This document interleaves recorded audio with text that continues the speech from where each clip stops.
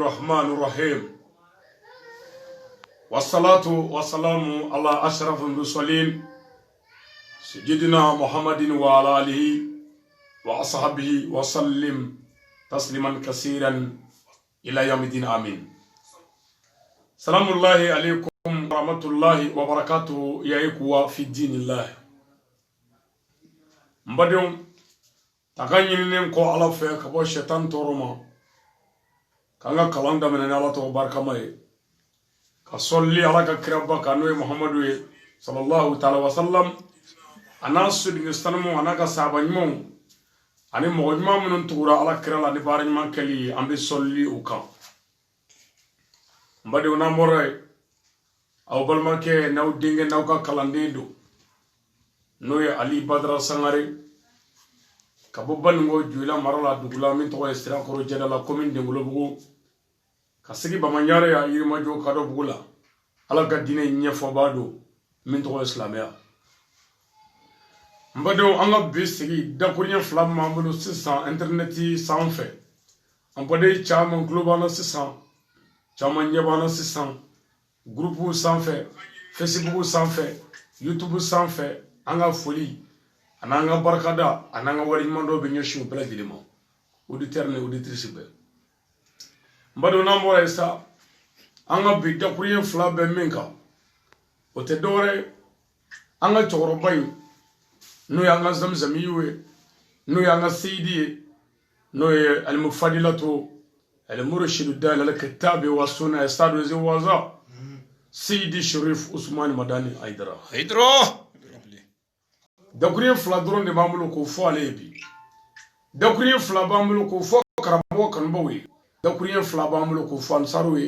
boya kalawe ani kanu nyodo halim mi yere tesla mere fiu bele malikono maliko fe ay lamanike na ala sona dalu bi daluli ni ti dalu do bi dali sangare ni doni tila kanapma wa ni betila ni kibi karamo defend ba di juguma ay lamene ke dakuriye fladro ala kira sallallahu ta'ala wa sallam akwa ka di sajelela le prophète Mohammed paix et salut soit sur lui dit dans ses hadiths j'ai nommé Ali ou le fils d'Aba Talibi comme chef. Dieu l'a nommé comme chef. Et vous qui accepterez que moi, Mohamed, je suis votre chef, Ali est aussi votre chef. Samara. Hadith sur le Sharif. Allah kira baba fa sallallahu alayhi wa sallam. Allah Muhammadu ye Sayyidina Ali ke nyema e. Wa Allah tede ko Allah yere de ke nyema e. Ko minu njena ni kira ka nyema e. Minu njena ni Allah kira ka kira e. Ko Sayyidina Ali de odu nyema e. Samara. Ngambe Sayyidina Ali modede ma. L'homme qui est venu aider la vérité par la vérité. L'homme qui a débloqué ce qui était clos. Cheminana cheke ka chendeme inasre le hakke bil hakke. Cheminana datule dale. Ba madanenga kulungulunga ba français munyongo. Le grand prêcheur international, le guide spirituel des croyants, le guide spirituel des Maliens et l'Afrique en particulier. Sharif Ousmane Madan Aïdara, Allah y est kerengere qui est black ananga wat labadela. Aïdara, Allah y est bougné. Allah y est bois belebelula, itugura belebelula, ikera belebelu fait. Ou Allah glala qui sabati, jogo boka. Iklala ka mogo glan ka bla jogo bawka aidara e mongtu te wali juye ika garbu ga jashile beka fsa nemiye ni ko ne wali juye ye ndoya sabu wali ye jogo sabay Abdullah ibn Abbas koti kitab wa sunna le ble selite wali yala shunta la jagata la hijita la ko wali ye jogo folo o de mogo munyune saballe wali ye jogo flana mogo mi ala dane bi yala ani ala nyesra bi yala mogo mi asabana no labai jogo bala ati daventonyo ode wali ju tamashi sabai Abdullah ibn Abbas koti ala ka jebe ala kirama ala ka jebe Abdullah ibn Abbas mo amen mbadeu obmani torba sanway ala ye nene kerengere al mufadilatu ala ya kerengere zami yu ala ya kerenge ka benonga kle ka idra ke dalwe farafunga ka idra ke dalwe manioka ka idra ke dalwe bamako kauka aidara kunu inna kunu ito iko ya farasa bukanti do aidara idonasa me halibi bi ka doya nga aidara adon inne ni nini dogali mogobe obi onda ela aidara obi on wasoni obi on so ela oba dauna ka foi se dame mo ka se darola oba jira on na ka foi se dame almami aliu se darola karmala wajho aidara ede ya fo ye ko ala kira ko sallallahu alaihi wasallam ako maninde bi mabade doya aidara mabaye mabade ni maninde mi doya khoro ko mabaya mi forla chete samara wali bi on dayla wallahi abu jahili o ala kira doya sallallahu alaihi wasallam sayyidina ali mapmo abubakar mapmo umar mapmo ala kira re mapmo abu labi ala kira doya ala kira mapmo mengu kurane go tabati yada abdullah kira haydara enni bo dadi haydara mo mun ñi yalla me dadi mafma haydara ngolu ka jabi bi soro kurane na minde ere manga fiu samare ijugu ina shaniaka huwa l'abtar celui qui vous hait sera certain sans postérité ijugu kotigala haydara on darila on madela katugila abada kafo ki bora kirala o damate mana temezira mbora kirala ta damai o kama mogo kanga tugu mogola nga wallahi aw matugu ila ki shirifi abada I kelende shirifi jiya kono me munyan tugu ila jogo mimila dobora kirala matugu kirala dobora kirala we ke kuma shuli o tawna sray me bora kirala I kira deme ka salama deme wa I mi fo anya soro o de jogo bila anya soro bi dewna anya soro bi tugu na mo bela na figu kote ayere yere sangare aidara ega puma gelema nunu ni mogo mi ya puma gelon laje u ka gele nege u ka gele kuluwe u ka gele faray kana ere aidara jogo laje ibado tigi ko gelema inde chen aidara on darila ni jogo ika fanisriya ika nyumanya ika jogo nyumanya ika ladriya ika slamé nyefol on 100% sans défendre ni parti aidara jogo iraona aidara ngere islamiyya dugule irauna bayatul islamiyya aidara yala baya woroi nti flafara alaka obi munya aidara pori nti shwanike aidara ga mumula fui nti jineke aidara ga mumia fui nti namara ga seni bolola aidara ga mumia fui ni ala krem la minambake aidara ga mumia fui baya bike joni ala de yi abi munya aidara fui o niya fabiga nini ala no fe babuga nini ala no fe mapma on gangi ladegi nan jogoy ananda me on manga sofiu kanani doni do mimi lagoshi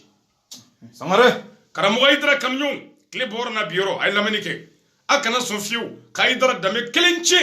je foila isigi yorola ibaraka nyon ijenyon iterisira ika kabla balame kana dabla ko aidra ko saba aidra ma balame dabla samare sindiya kana dabla ko aidra saba aidra ma sindiya che isigi nyon kafiru inu ka be mayala sigila sabu ala ko kirama ko Muhammad I kirade nga momri mogode ni mogo ko damnana ika mako ka kacco bela nga momodu ni sigira qur'ana nye folla kana mogo nye fle atuma nini fora ala kire sallallahu alaihi wasallam ala kira mode asharif Usman Madani Haidara o nana tu kirala ni chenye ay mogo ko ke foga sa dala ani kafiru che ani kerecha che ani muzabzabu che ani islamu che ani munafiku che ay mogo ko dafa tek benyana samara nimi ngonya idra ga mogoy nimanga mako chemble ni idra togoy nimi ngonya idra ga mogoy nimanga ke futni wulanga dugu kono ble ni idra togoy nimi ngonya idra ga mogoy nimanga zignon toro ble ni idra togoy bal idra mi fo jogode idra mogo be mi o jogode ama kaidra ka gligi du kana ka klubo la ka klubo ne idra to la na fura idra ka klubo fi kanchi la idra mogo be mine jena o de la paix la réconciliation de l'islam et dire la vraie version de l'islam sans défendre parti Allahu akbar mbade otuma mimi fo jebe anga ni chorba minan taga flala kanye ninga hage de be malila ninga hage be malidewna ninga hage be jamana na atonyana faso kono me ya faraje be ma ambe minyini kanyon ve ambe minyini dembo fe anga sabali anga munyu anga ndade be datsega de